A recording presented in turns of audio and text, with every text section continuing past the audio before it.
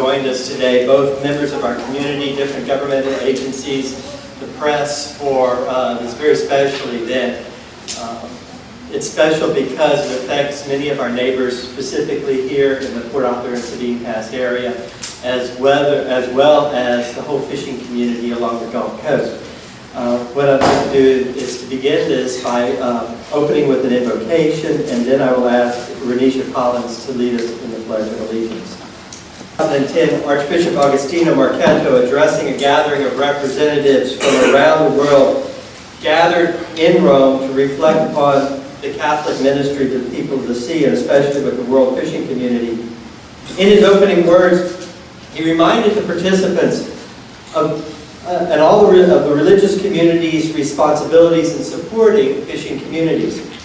He said, "We are gathering every year since 2003 because the Church cannot ignore the distressing situation in which many fishers and their families are living."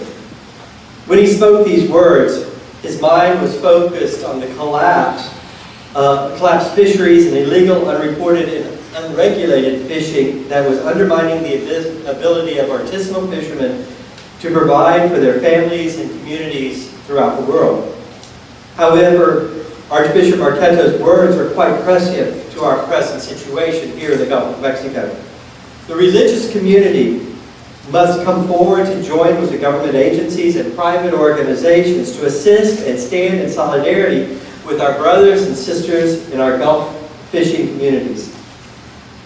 This is why it is with such thanks that the Port Arthur International Seafarers Center, the Apostleship of the Sea of the Diocese of Beaumont, the Apostleship of the Sea USA, having joined together with the Port Arthur Area Shrimpers Association, the Texas Cooperative Extension Sea Grant, and CDM Consulting, to raise our voices in solidarity with our local people of the sea. At the meeting in Rome, Archbishop Marchetto also noted, "From ancient times, fishing has been a major source of food for humanity and a provider of employment and economic benefits to those engaged in this activity.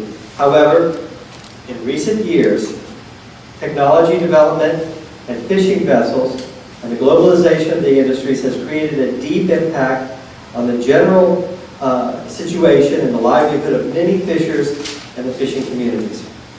In the first few years of this decade, globalization through foreign fish farming caused the collapse of the U.S. shrimp market and the livelihood of our Gulf shrimpers. Hurricane Katrina, Rita, Willa, Gustav, and Ike destroyed fishing boats, docks, and infrastructure all throughout the Gulf. Today, the ecological catastrophe of the Deepwater horizon will not only close all fishing grounds for years, but it may destroy the superb reputation of wild-caught Gulf shrimp. Our goals in organizing today's press conference is to bring forth experts to reassure the public that wild-caught Gulf shrimp is safe, clean, and delicious. I want to thank our panel for being with us today, and I will be introducing them each one shortly. But before I do so, I'd like to take to note some of the materials that are in your press packet, that you have received, because we try to point out some of the issues that we are really dealing with. And you'll notice as you open the press packet, for instance, there is this cartoon that appeared in a newspaper on May 4th, and it says, "I keep telling you guys I don't have to add any oil to where this comes from, oil to whatever comes from the Gulf." And the second one says, "Seafood, today's special, blackened everything." Though it may be humorous, at the same time it sticks in people's minds quite powerfully, and long after the Deepwater Horizon incident goes away from our attention, people will have this embedded in their mind, that you just don't do that anymore. Like growing up here in Port Arthur, you just never went to swim in the canal. Now, you can swim in the canal now, but that memory still sticks with you 30, 40 years later. In your press packet is also a press release that we wrote to sort of anticipate this press conference. There is also information there that comes from the National Oceanic and Atmospheric Administration about the present situation with the oil spill as of 2 days ago.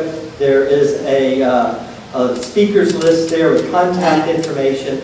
Again, contact information for the organizers today, as well as information that has come to us from the Sea Grant in regards to wonderful ways that you can prepare the fresh caught Gulf seafood that is still such an important part of our livelihood here today.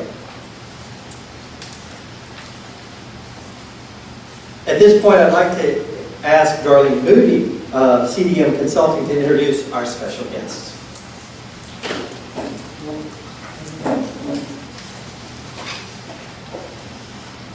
Thank you, Father.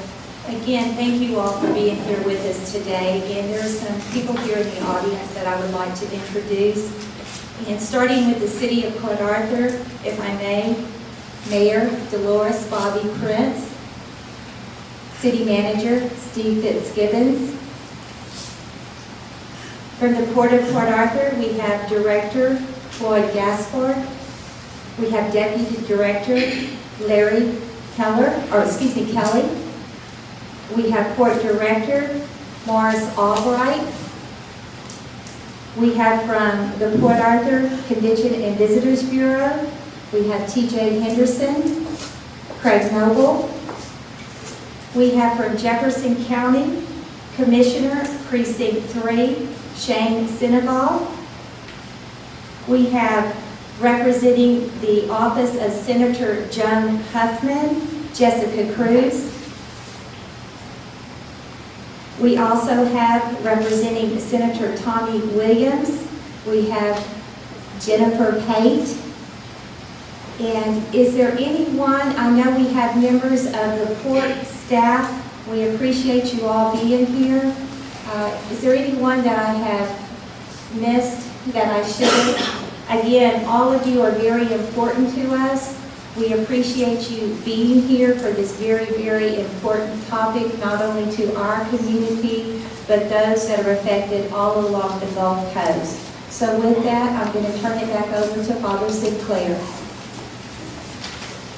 Thank you very much. They were very careful to keep me on a tight leash and write all my stuff out for me so that I didn't get digressing. And the big thing is not to lose my place in this whole process. We began planning this event literally 8 days ago at J. Martin Seafood in Nederland. And we sent out messages and we ran into a couple of things. One, Memorial Day weekend, which meant, we started planning this 1 week ago, Friday of last week. And so certainly you could not get in contact with anybody at 3 o'clock on a Friday evening on Memorial Day weekend because unlike us who were there planning this thing, everybody else had taken a vacation and the weekend off. And besides that, then we got hit with a Monday holiday, which nobody was at their office either at that point. So sometimes we had a number of sincere regrets from state officials, both from the Texas Department of Agriculture as well as Governor Perry's office. And certainly they send their regrets heartily and strongly because if there was more time to coordinate this thing, they certainly wanted to be here. But specifically, the Texas Department of Agriculture is very much on top of this whole issue, and they thanked us for being proactive in trying to get this message out. They have been acting proactively and trying to move that message, but they sent us a statement saying clearly, we want to be there, and even though we cannot physically be there, we want to send this message. So let me share it with you. To date, this is from the Texas Department of Agriculture. To date, we have initiated the following efforts to help us disseminate the message that Texas shrimp and seafood remain unaffected by the oil spill and continue to have the high-quality consumers expect. First, coordinated periodic conference calls with industry representatives and state agency officials to identify unmet needs and coordinate efforts and secure